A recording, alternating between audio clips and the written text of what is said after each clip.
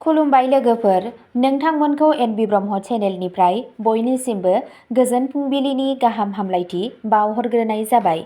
आं दिनै नोंथांमोननि सिगाङाव आरोबाव माखासे सानसेयारि खौरां लानानै फैबावलायबाय। आसा खालामो नोंथांमोनहा खौरांखौ खोनासंनानै मोजां मोनगोन आरो जोबजासे नायलांगोन। दिनैनि गिबि खौराङावनो दङ बिजाथि सायख'नायखौ लानानै सोमावसारनायाव कंग्रेस मावथिफोरा जुबिन गार्गनि पस्टारखौ बुफायो। नलबारिनिफ्राय बराक हायेनसिम दोलोनि गोजोननाय गैयै मावथिफोरा लामायाव ओंखारनानै गागि दैदेनगिरि आरो दान्थे-बिदान्थे गोनां बिजाथि सायख'नायनि सायाव रागा जोंखांहोदों।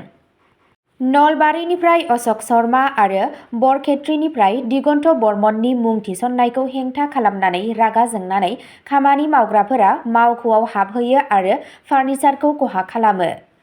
सोमावसारगिरि मावथिफोरा गोदानै थिसनजानाय जिल्ला आफादगिरिनि सायाव गोजोननाय गैयैनि थाखाय मावख'नि दरजाखौ बन्द' खालामदों आरो सानैबो दैदेनगिरिखौ सिङाव हाबनो होआखै। बिजनीआवबो थासारिया समान महरै सोलाय-सोल' जादों, जेराव कंग्रेसनि मावथिफोरा दोलोनि बिजाथि दैखांनो हायैनि थाखाय रागा जोंखांगासिनो दं। सोमावसारगिरिफोरा जायगानि मावख'खौ बुफाय-बुसि खालामदों आरो दोलोनि धोन-सम्फथिफोरखौबो खहा खालामदों। मोनसे सोमोनांथाव खामानियाव सासे मावथिखौ मावख'नि सिङाव दोननाय हारिमुआरि आइकन जुबिन गार्गनि सावगारिखौ जोनाय नुनो मोन्दों। एजिपिनि गोहो थानाय कलियाबरआवबो कंग्रेसनि बिथाया बायफ्लेनाय नुनो मोन्दों।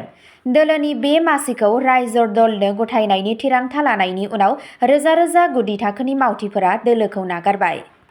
1000निबो बांसिन कंग्रेस मावथिफोरा मन्त्रि केशव महन्तनि नुजाथिनायाव एजिपिआव हाबहैयो आरो गौरव गगৈनि फोथायखेबस' जानायखौ दोलो नागारनायनि गुबै जाहोन होननानै बुंथियो।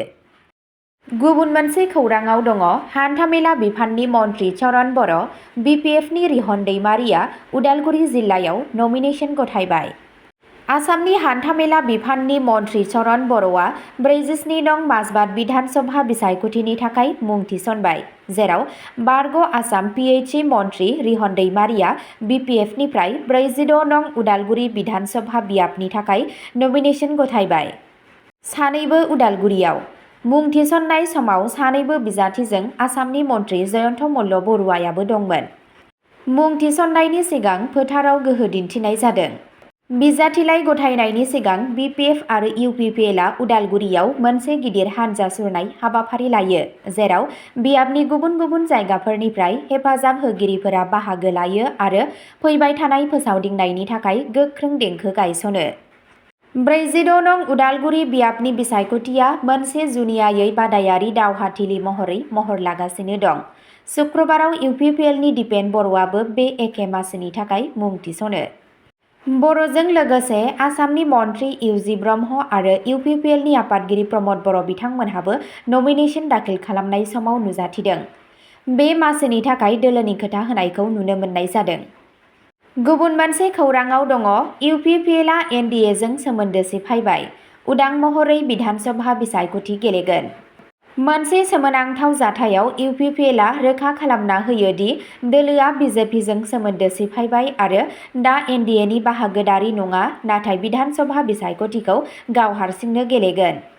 इउपिपिएलआ दुखु फोरमायो दि बिजेपि दोलोआ थागिबि हारिनि लुबैनायनि बेरेखा खामानि मावगासिनो दं आरो हारियारि बादखौ बांहोगासिनो दं होनना अजद होदों।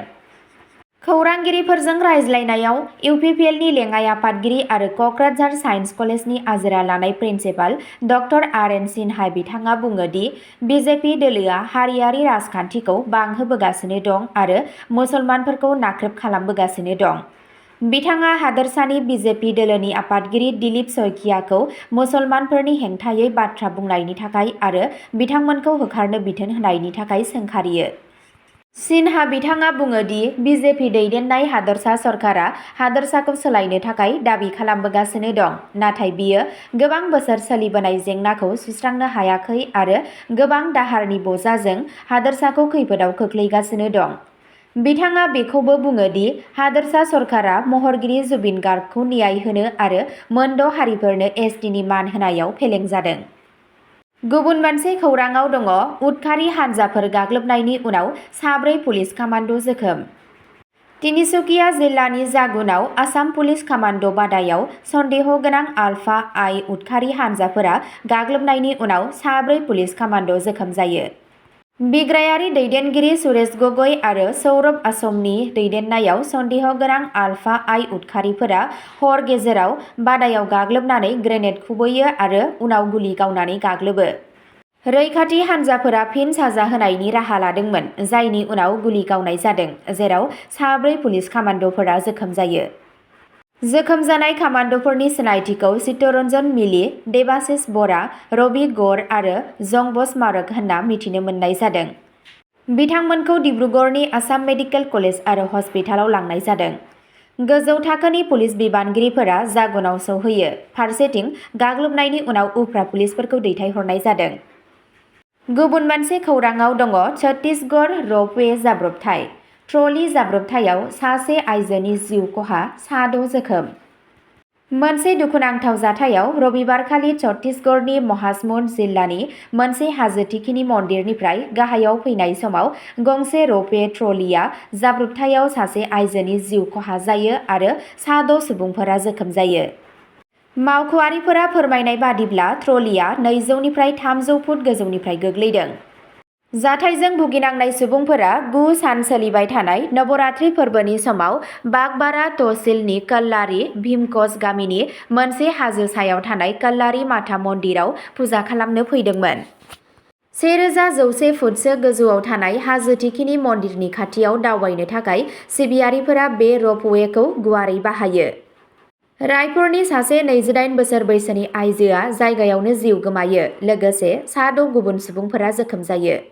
गिबि मन्त्रि बिष्णुदेब साजा जाथायनि सायाव दुखु फोरमायो आरो जाथायनि सायाव गोख्रों नायबिजिरनो बिथोन होयो। बिथाङा जाब्रबथायाव आइजोनि थैनायनि सायाव दुखु फोरमायो। जाब्रबथायनि खौरां मोननाय लोगो लोगो जोखोम जानाय सुबुंफोरखौ मोजां फाहामथाय होनो थाखाय सोमोन्दो गोनां बिबानगिरिफोरखौ गोनांथि बिथोन होनाय जादों।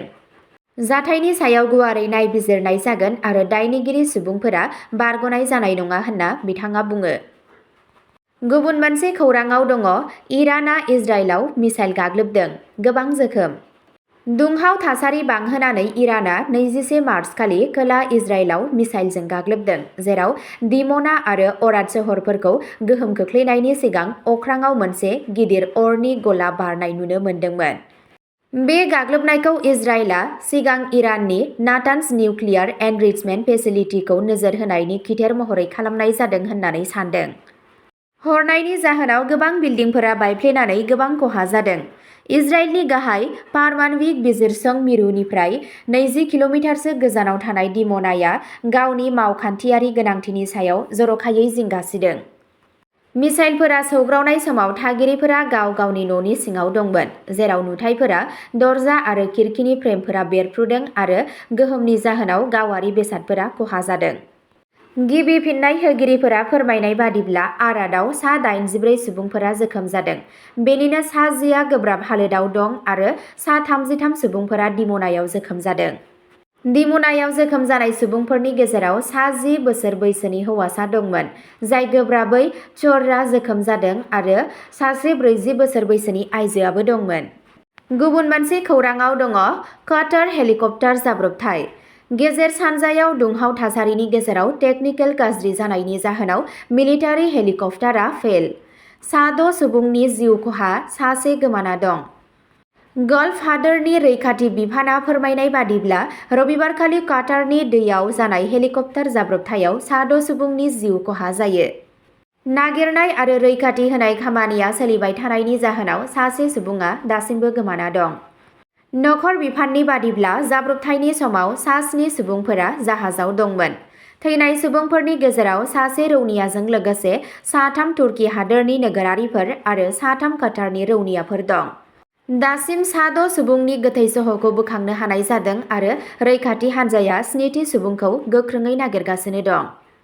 अब्ला दिनैनि खौराङा बेखिनियावनो जोबबाय। एसेनोसै, गोजोन्थों।